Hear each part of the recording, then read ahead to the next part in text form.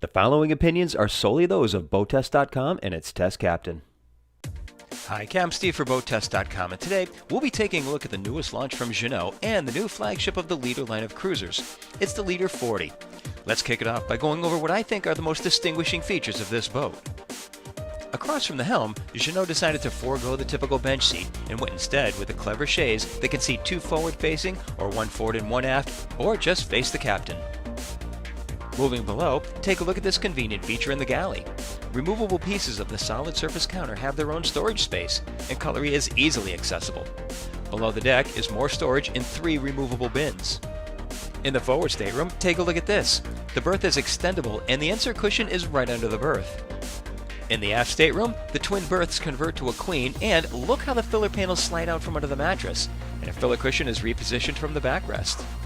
Well, already we're seeing some well thought out features. Now, let me take you through the rest of them. Take a look at this full beam swim platform.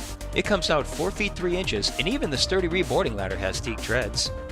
An optional gangway extends from the step to the cockpit and takes up no space that would otherwise be used for storage when stowed.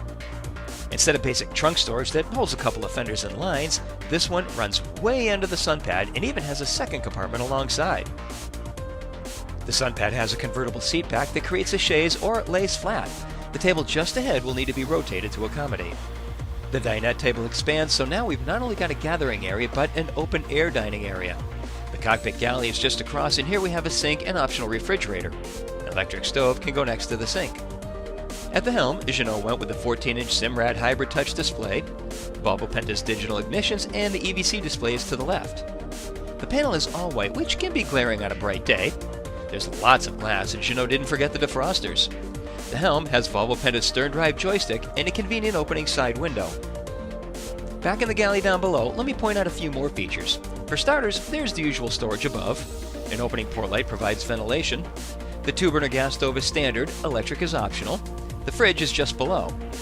The sink is recessed into the solid surface counter, and take a look at this enclosed plate drying location alongside. And we love the additional storage under the window. Wine storage even includes space for stemware.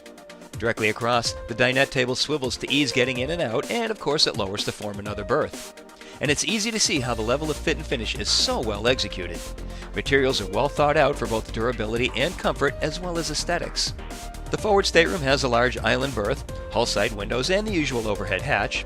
Of course, there's a private entrance to the head. Moving to the aft stateroom, with the twin berths, one of the berths doubles as a sofa, but another settee is to port, and this can double as a third berth if need be.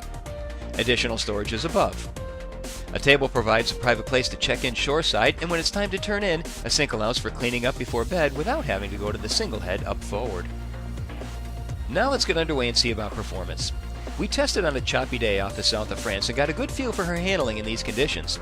We reached a top speed of 42.5 miles per hour, with the best cruise coming in at 28.5 miles per hour. The fuel burn was 20.8 gallons per hour and produced a range of 237 statute miles. Even in these conditions, she performed well. She was most comfortable in a following seat, where we kept the bow high and just let her run with it. In beam seas, she was equally comfortable maintaining an even keel throughout. Now as for the head seas, this is clearly the bane of most cruisers' existence, but with the Leader 40, not so much. Yes, we could make her pound just as with any other boat, but more importantly, we could absolutely find a sweet spot of handling where she would take the waves quite well and present a nice ride, even in these choppy conditions. Sure, we took spray, but all boats will, and the wipers clear the windshield well.